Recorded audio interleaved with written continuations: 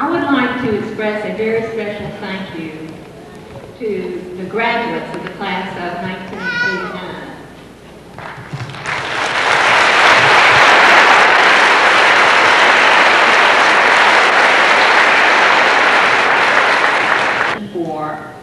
Was the acute lack of mature leadership on the part of the student body.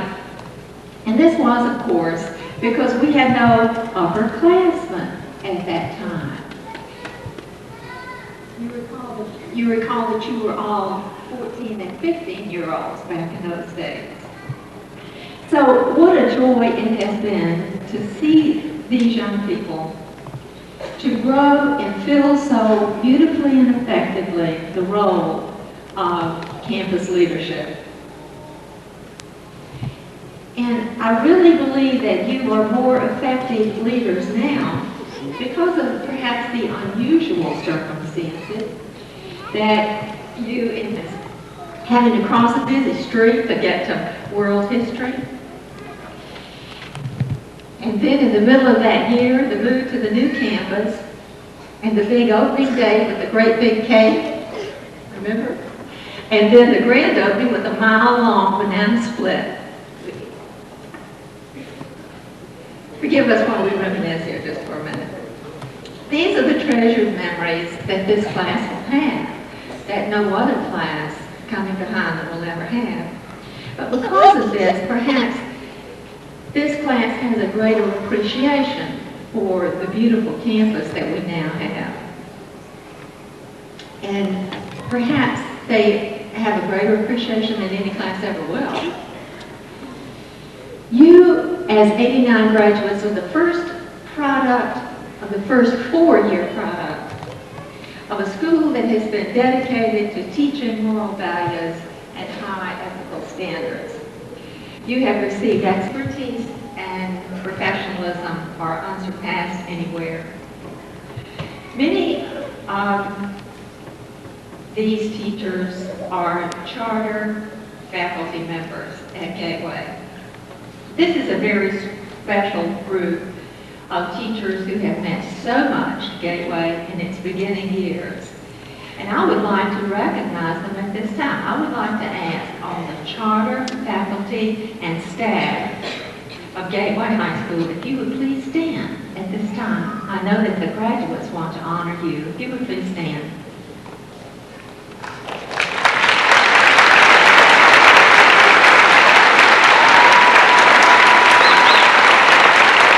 Please remain standing. And then if you would please be joined by the remainder of our faculty and staff that are here with us this evening.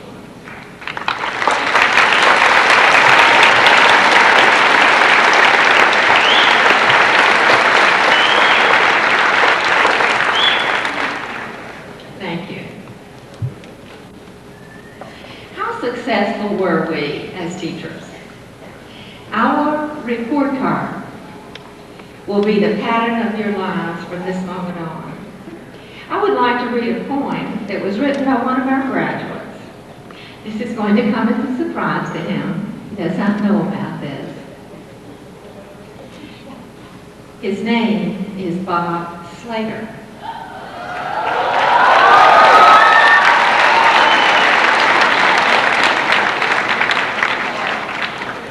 And this he has written.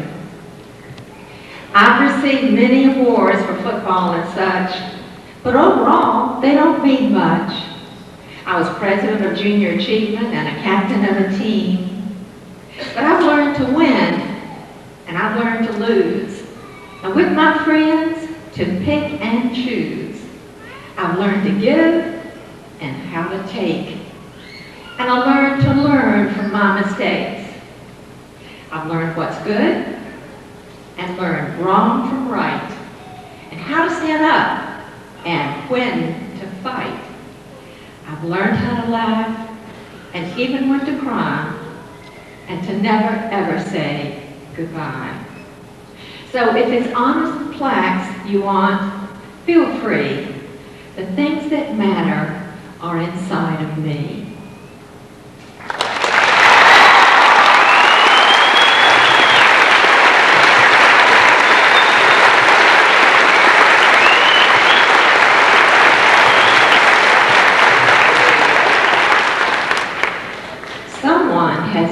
succeeded in teaching this young man how to be successful. This is just one piece of evidence, but there is much, much more that would seem to assure us that the class of '89 is to be one of the most successful of all. And after all, you are the beginning of the best, and now you are the best and getting better.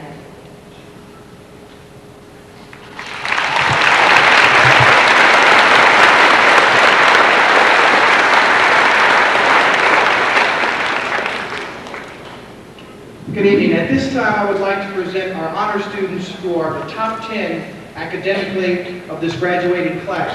And as I do, students, would you please remain standing? Nicole Bishaw, Kissimmee Veloso,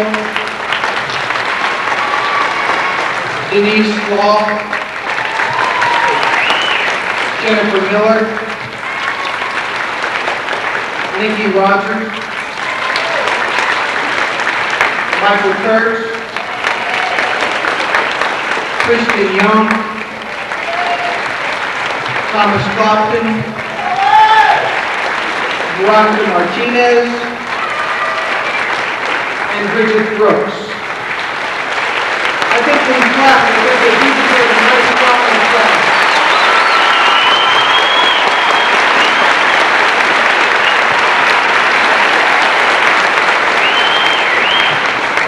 Several of our students have elected at this point in time to share some thoughts with us, and they'll be presenting some very personal messages that they would like to share with us entitled Our Challenge.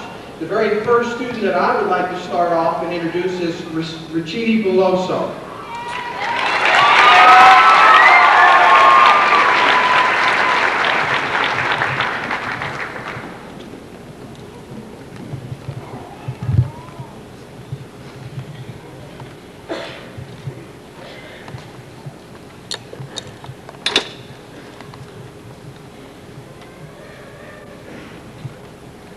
Members of the faculty, students, our special guests, and especially you, graduating seniors. Thousands of commencement addresses will be heard across the nation.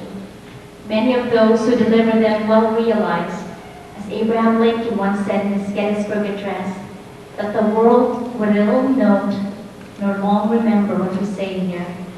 But perhaps, just perhaps, one of the commencement addresses that I or my fellow speakers delivers tonight will make a difference in your future, in your life.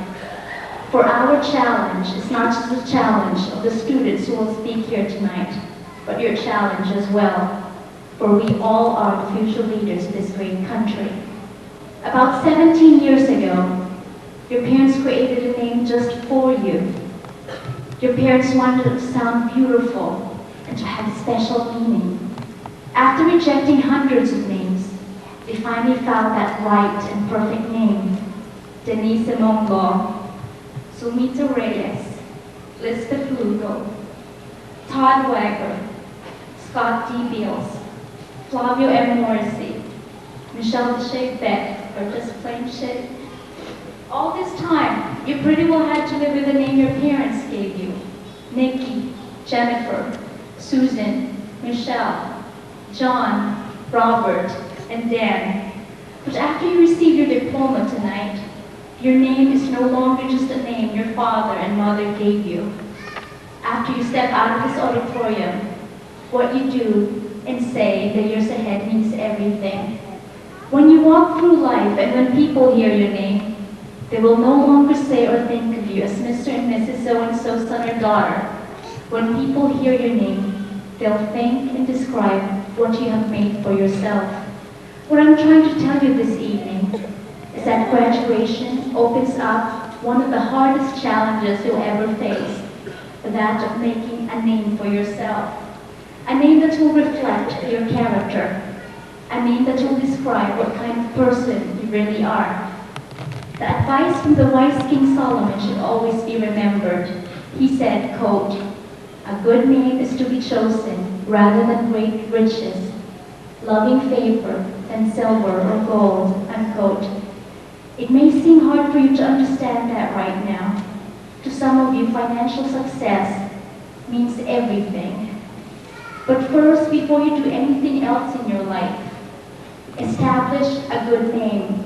After doing this, all of your physical accomplishment will mean something. Tonight, your business of making a name for yourself begins. In a few moments, all of us will hear your very own name. You will receive your diploma. Written on it is a name, the same name your father and mother gave you years ago. You will then walk off the stage, diploma in hand, and walk into life. From this day forward, your name is the one you make for yourself. Make your name a name that will make all of your guests who are here tonight, your teachers, friends, relatives, and most of all your parents, make them proud. Make your name your greatest possession. Make your name your greatest treasure. Make your name a good one. Thank you. The next speaker.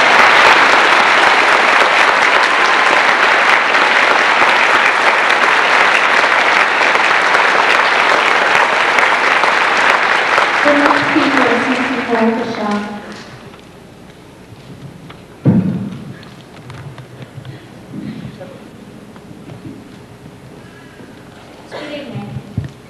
On commencement day, we turn a page in life, from childhood to adulthood. Some may think that this is the ultimate goal and the end of our impatient waiting. We've hit the big teenager year of 13 and getting a driver's license at 15 or 16, became adults at age 18, but the challenge is far from ending. In fact, today begins the greatest challenge, the challenge of life. Whether attending further classes in college or lunging into the workforce, we must never be without a goal and the ambition to prove something to ourselves. We must learn to take responsibility for our actions, because independence brings responsibility. Our parents, teachers, relatives, and true friends have tried to instill in us some of the most important lessons and values. Now, it is up to us to make use of their teachings. Not all of us have the same talents and abilities, but what we do have, we are now responsible to develop and improve on our own. We all know now, or will soon know, that our future depends on us. Life gives to us what we give to life. We must always strive to achieve the ultimate goal, to be the best that we can be. The next speaker is Ms. Kristen Young.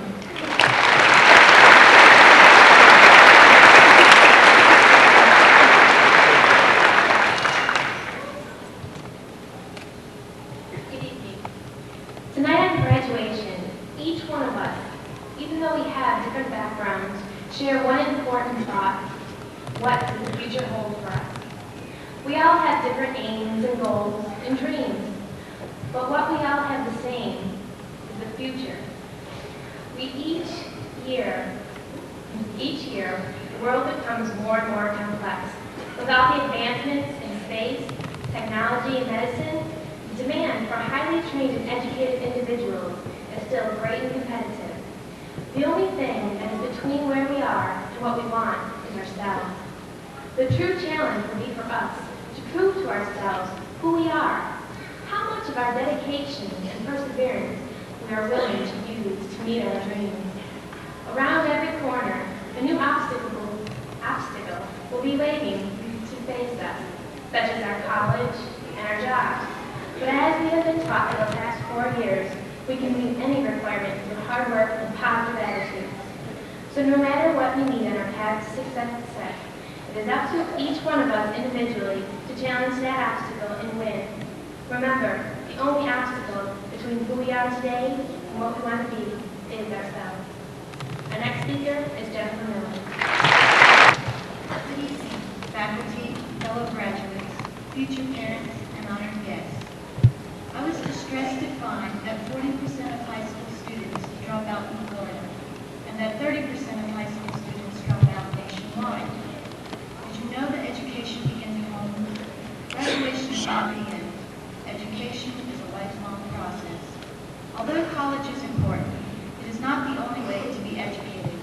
You will continue to be educated through job training, thinking, observing, and analyzing. single-income households, parents have less time and energy to spend with their children. So it is your responsibility as parents and future parents to get involved in the lives of your children. Support and encourage their education on a daily basis. Ask how school was, ask what they learned, and ask about their interests and future plans. Encourage them to read, take them on outings, and expose them to new experiences. By getting involved in your children's lives, you will help to generate more high school graduates and fewer high school dropouts. I would like to wish my senior class, the best and last of the 80s, good luck.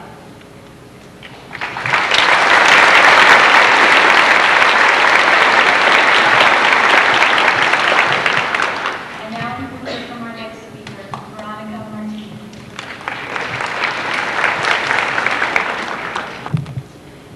Good evening. Since the beginning of mankind, the world has been living in a constant challenge, the challenge of change. When they drove on one of the outer caves, this represented change. Today, we are living in the same equally trying world. The challenges are not the same, but change has not stopped. In fact, change seems to have multiplied at a faster rate than society can deal with them. Change itself is the single greatest challenge facing society. Change is increasing at a geometric rate. Our society is faced with the challenges of political unrest in the Middle East, China, Argentina, Panama, Russia, Nicaragua, and Korea. Hunger and poverty make constant trips around the globe. We have racial instability in South Africa and Afghanistan, a growing drug power in America's schools, an economy in constant flux, a growing global pollution. Our society will never be the same because family life is not the same. More mothers are forced to enter the job market each year. No one knows the ultimate impact of this change on society. Indeed, the United States' position as the country with the strongest economy on earth is in question. These examples are only a small number of the changes that are occurring now. We will see more in the future. Our challenge then is to be ready to meet the change and adjust to it. We cannot do this by looking for ways to rest on our accomplishments. We should be proud of ourselves tonight, but we must also be ready for and welcome change and growth. It is a blessing that, contrary to our counterparts in China, we can meet our challenges in a peaceful and more promising atmosphere. Now, the question is, are you ready to meet this change? I know I am. Thanks.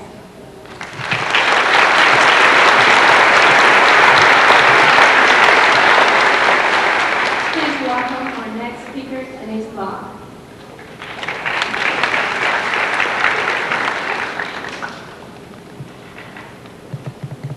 June is traditionally a month that signifies new beginnings, weddings, the beginning of summer, and graduation. Finally being able to get that diploma. For some of us, there was never a question of whether we would graduate. For others, graduation is a true accomplishment, one that took hard work and dedication. As we sit here congratulating ourselves, our heads are filled with bright visions of the future. All our visions are unique, but they all share one characteristic. We all want to be successful in whatever we endeavor. Success is a tricky word, as it means different things to different people. For me, it means being satisfied with your life and still having challenges to overcome. For others, it means money and prestige. There are many means by which we can accomplish our goals. Maybe we will be in the right place at the right time. Or maybe we will get a break. But for most of us, it will take hard work. Now, we all know that hard work never killed anyone. But as we go through our lives, many of us will be tempted to take the shortcut to success. But before you do so, let me remind you that we all have to live with ourselves. As I go through my life, I am going to do it the hard way, because I want to be able to live with myself. Every morning when I wake up, I want to be able to look myself straight in the eye and like what I see. So my challenge to you is to keep a still head with a steady sense of balance. Know what you want and go for it. But do not compromise yourself, your values, or give in to the excess of a luxurious world. We have the entire world before us, and there are so many directions we can take. Let us not shortchange ourselves by taking an easy way out. Thank you.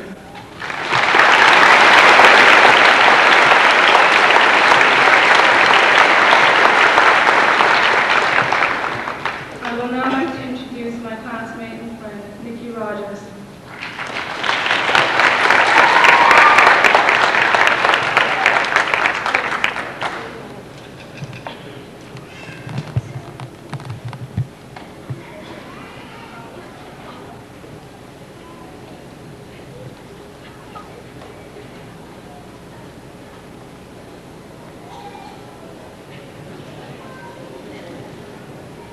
Tonight we are celebrating our entrance into the real world.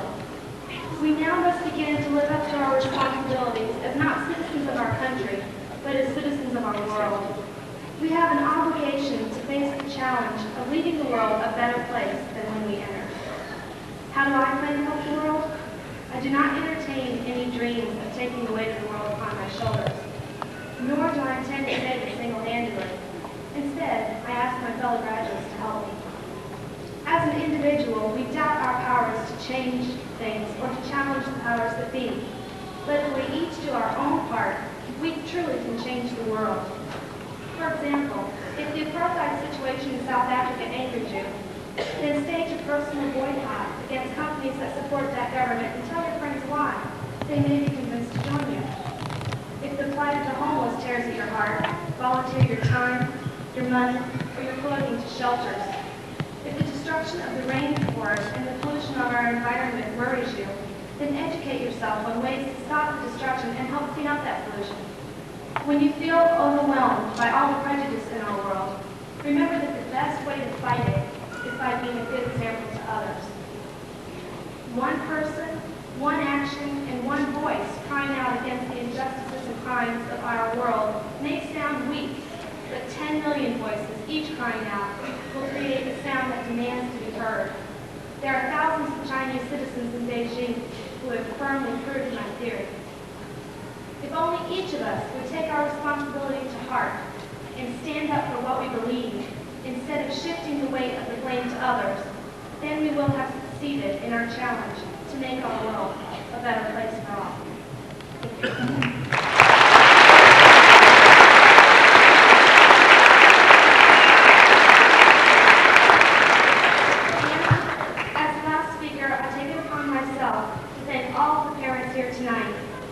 Without you, we would have never been able to rise to the challenges set before us.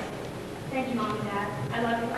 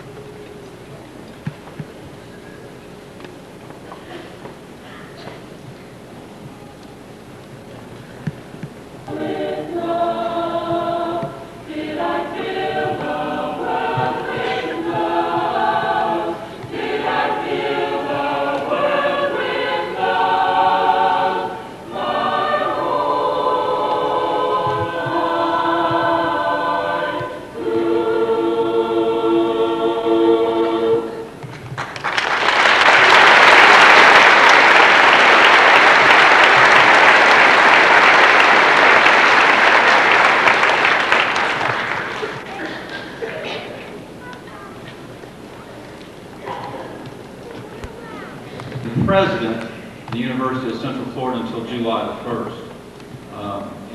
He became president in January of 1978, the Florida Board of Regents named Trevor Colburn president of what was then Florida Technological University. He took office July the 1st. The following December, he succeeded in changing the name of the institution to the University of Central Florida. I mentioned to him tonight that I graduated from Florida Technological University, and he made the comment, and you're still speaking to me, because it was a very, very tough decision. And but the university has moved forward under his leadership. Dr. Colburn previously served as acting president of San Diego State University and vice president of academic affairs at that institution. That was from 1973 until 1978. His first administrative post was that of Dean of Graduate Students at the University of New Hampshire from 1967 through 1973. Prior to which time, he taught at Penn State University and Indiana University, where he rose from the ranks of instructor to professor. He holds degrees from the University of London, a doctorate in American history in 1953. He is the author and editor of a number of books, articles, and reviews mainly addressing aspects of early American history. Dr. Colburn is probably best known for The Lamp of Experience, Fame in the Founding Fathers, and The Americans, A Brief History, which is a co-authored textbook.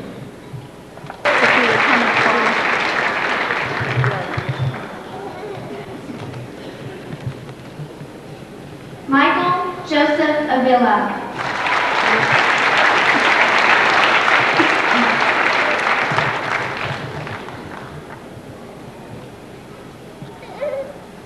Keith R. Baldwin.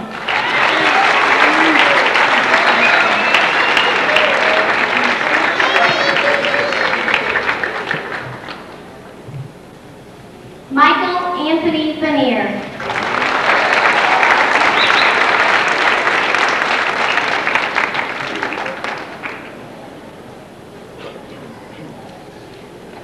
Sonia Renee Berry.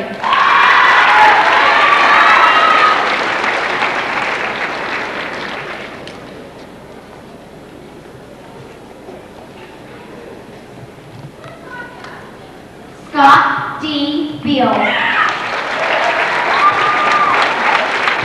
Cassie Ann Beckwith.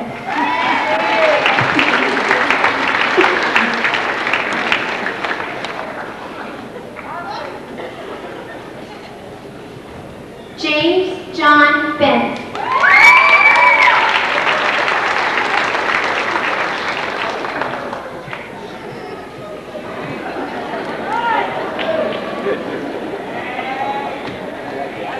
Michael Lee Besser.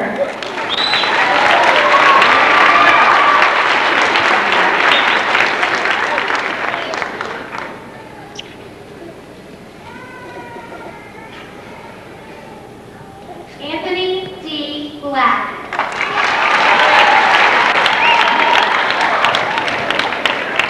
John Nemchuk.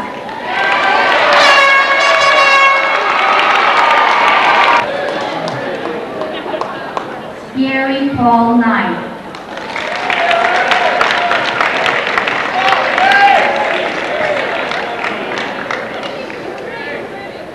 George C. Oaks Jr.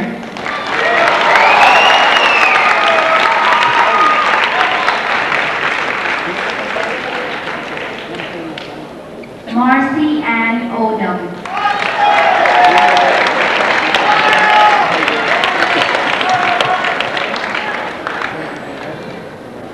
Noyris Arlen Ojeda.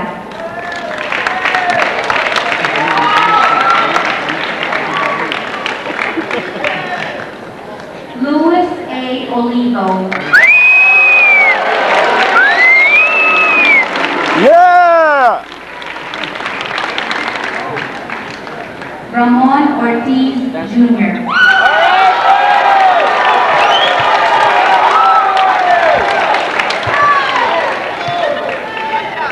Vidal Ortiz.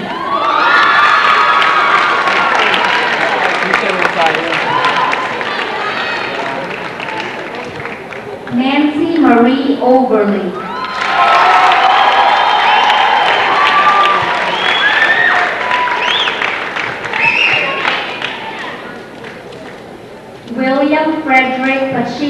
Jr.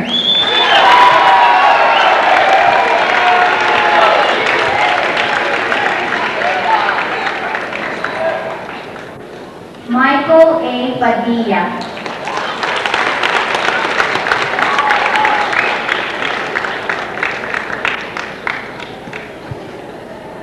Kathleen Priscilla Pala.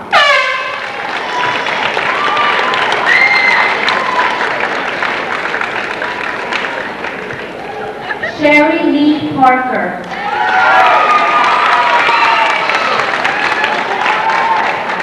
Lisa Lynn Patton.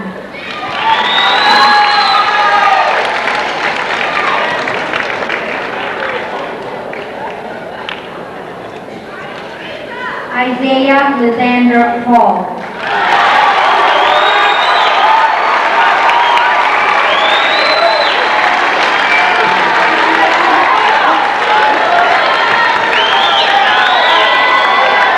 Bernardo I. Polino.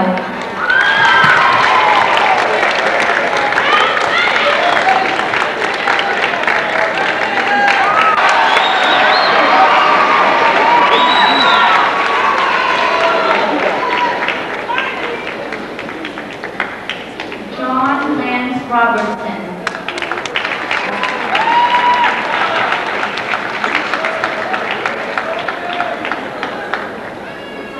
Eduardo Alamo Rodriguez.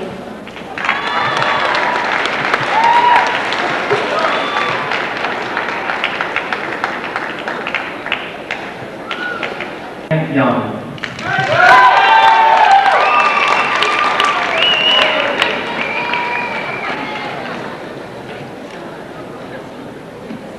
Susan Marie Zelenik.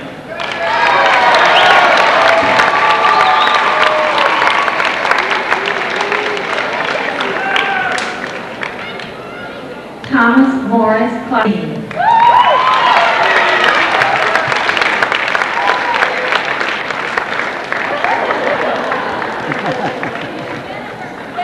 Todd Michael Wagger.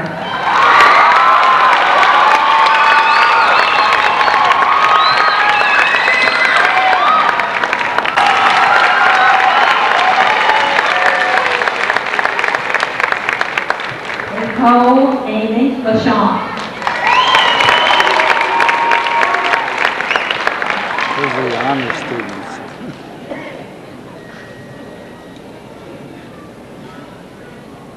Nikki Lynn Rogers. Fuller.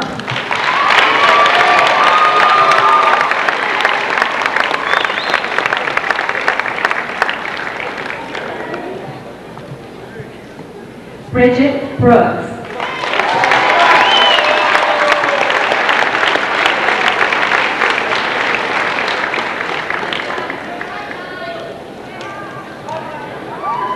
Michael J. Kurtz.